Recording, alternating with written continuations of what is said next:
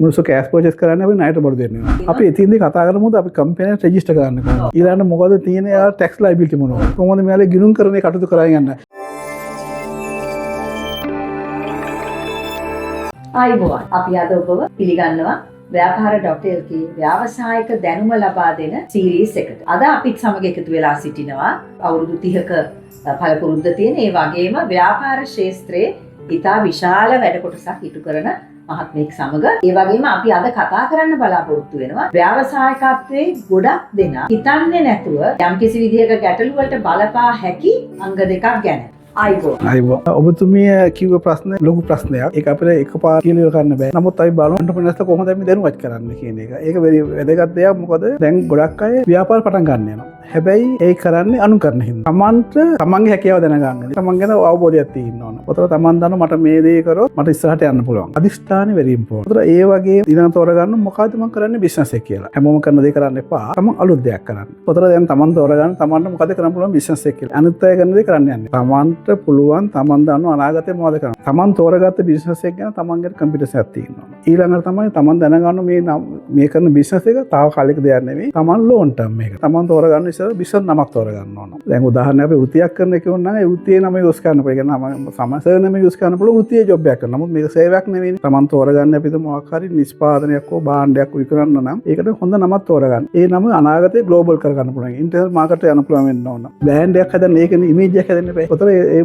නම loan term establish. ඊම කරාට පස්සේ දැන් බලන්න තමන්ට කොච්චර මේ මුදල් යොදන්න පුළුවන්ද? අතේ කැපිටල් එකක් තියෙන්න පුළුවන්. එහෙම නැත්නම් තමන් තීරණය කරනවා මේ යොදන කැපිටල් එකට අමතරව තමන් ණයක් ලබා ගන්නවා. ඒ ණය ලබා ගන්නයි ණය හරි පාලනයක් ඇතුළු ලබා ගන්න ඕන. දැන් ගොඩාක් බැංක්ස් වල නැත්නම් ෆයිනෑන්ස් කම්පැනි ඕන තරම් ණය දෙන්න කතා කරනවා. හැබැයි ණය දුන්න පළිය තමන් ණය ගන්න හොඳ නැහැ. තමන්ගේ අවශ්‍යතාවය තමන් ඉස්සෙල්ලා හදා ගන්න ඕන. ඒ කියන්නේ ඉස්සෙල්ලාම දැනගන්න තමන් කැපිටල් බජට් එකක් හදා ගන්නවා. කැපිටල් බජට් එක කියන්නේ තමන්ට ව්‍යාපාරය කරන්න මූලික සල්ලි කීයක් ඕනද? ඒක අනිවාර්යයෙන්ම ඇඩ් වෙනවා වර්කින් කැපිටල් එකක්. වර්කින් කැපිටල් කියන්නේ කාර්ක ප්‍රාර්ථනයක් ඇඩ් වෙනවා. අපි තව මාස 3ක්වත් අඩු ගන්න මෙච්චර සල්ලි අවශ්‍යයි කියන එක. අන්න ඒ ටිකයි අර මූලික ප්‍රාර්ථන එකතු කරාට පස්සේ තමයි තමන් දැනගන්න try. මට මේ මුදල් තුව මට මේ බිස්නස් එක කරන්න පුළුවන්. මේ ඉනිසියලි ලොකු බිස්නස් එකක් කරන්න යනවා. පොඩි බිස්නස් එක එයා ටිකින් ටික ඩෙවලොප් කරන්න පුළුවන්. ඒ වගේ අර මේක වැදගත්ම දේ තමයි ෆයිනෑන්ෂල් ඩිසිප්ලින් කියන එක. මූල්‍ය විනයක් තියෙනවා. මූල්‍ය විනය කියන්නේ දැන් අපි බිස්නස් එකක් කරනකොට එන සල්ලි ඔක්කොම ලාභයක් නෙවෙයිනේ. ඒ සල්ලි අපි ඉන්වෙස්ට් කරන්න ඕන. ඒ ඉන්වෙස්ට්මන්ට් එකෙන් අපිට සල්ලි ගන්න බෑ. ගන්න පුළුවන් මොකද? ප්‍රොෆිට් එකක් තිබුණොත් ඒ ප්‍රොෆිට් එක ගන්නවා. නමුත් මගේ ඇඩ්වයිස් එක ඉනිසියලි පුළුවන් තරම් ඒ ප්‍රොෆිට් එකත් රීඉන්වෙස්ට් කරන්න.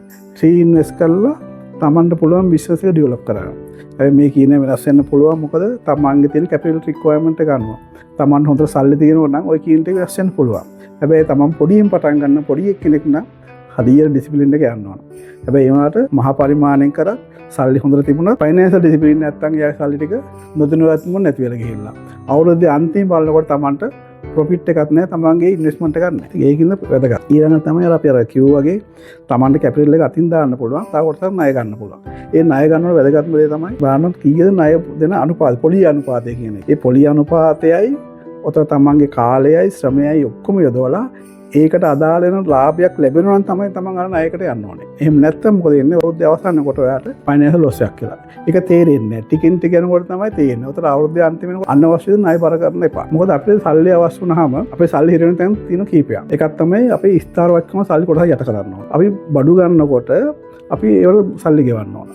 අපි ගොඩක් අපි තුමු පර්චේස් කෑෂ් පර්චේස් කරොත් අපි සල්ලි දෙන්න ඕන. ඊට අපි බඩු මොන හරි විකුණනකොට මුළු කෑෂ් පර්චේස් කරන්නේ අපි ණයට බඩු දෙන්නවා. උතර අපි මේ සල්ලි එතනත් අපි සල්ලි හිරෙන්නේ. මොකද අපි බඩු විකුණන මාස ගානක් හරි මාසයක් දෙකක් හරි ඉන්න පුළුවන්.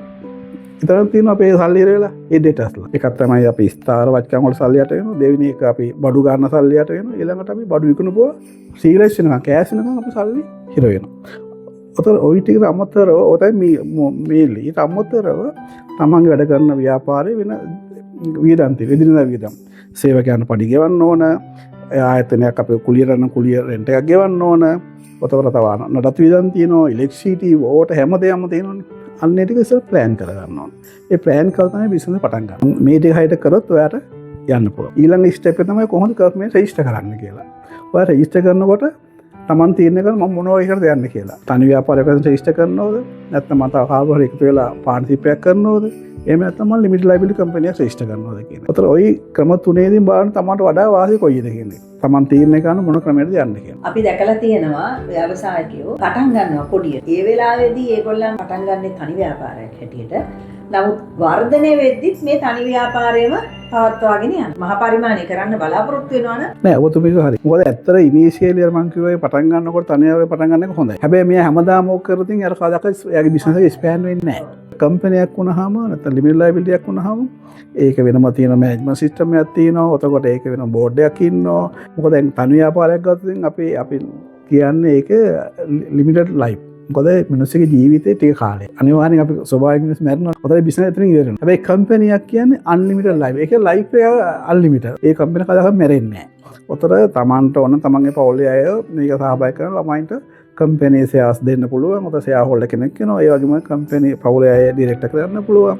ඔතන බිස්නස් එකේ යාට තියෙන වොලියුම් එක එක්ස්පෑන්ඩ් කරන්න පුළුවන් කැපැසිටි එක තියෙනවා. මම හිතන්නේ මූලික ප්‍රින්සිපල් එක තමයි ව්‍යවසායකත්වයේ මම නෙවෙයි මගේ බිස්නස් එක.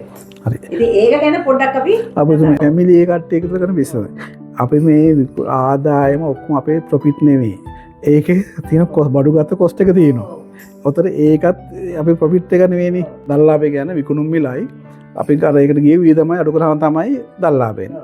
උතර ඒක තමයි දල්ලාභය තමයි වියදම් තියෙන ගොඩක් අඩු කරනවා. ආයතන පරිපාලන වියදම් එන ගොඩක් වියදම්. ඒ අඩු කරාම තමයි නෙට් ප්‍රොෆිට් එකක් එන්නේ. අන්න ඒකෙන් තමයි තමන්ට කොටසයි පාවිච්චි කරන්නේ. මේ සම්පූර්ණ ගාන ගන්න එපා. ඒ මොකද මේක ඉන්වෙස්ට් කරන සල්ලි තුරන්නේ නැහැ නේ. ඒකෙන් කොටසක් තමන් ගත්තට කමන්නේ වියදමට. හැබැයි අර සේල් එකෙන් හරි නැත්නම් මේ ඉන්වෙස්ට් කරපු වැලියු එක සම්පූර්ණයෙන් තමන් කියලා ගත්තොත් ඒ බිස්නස් එක ගොඩක් කල් සඳහා පවතින්න බෑ.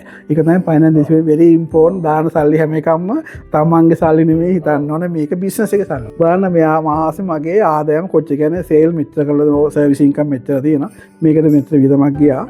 තව පරිපාලන ඇත ඉස්තර වියදම් මෙච්චර ගියා. රයිට්. දැන් මම දන්නවා මගේ මාසේ ලාභය කියලා. හරි. මං ලාභෙන් මං හිතන මගේ කොටස මේන් ගත්තට කමන්නේ කොටසක්. ඔක්කොම නේ. අන්න ඒක බේස් කරලා තමන්ගේ සැලරි ඩිසයිඩ් කරන්න.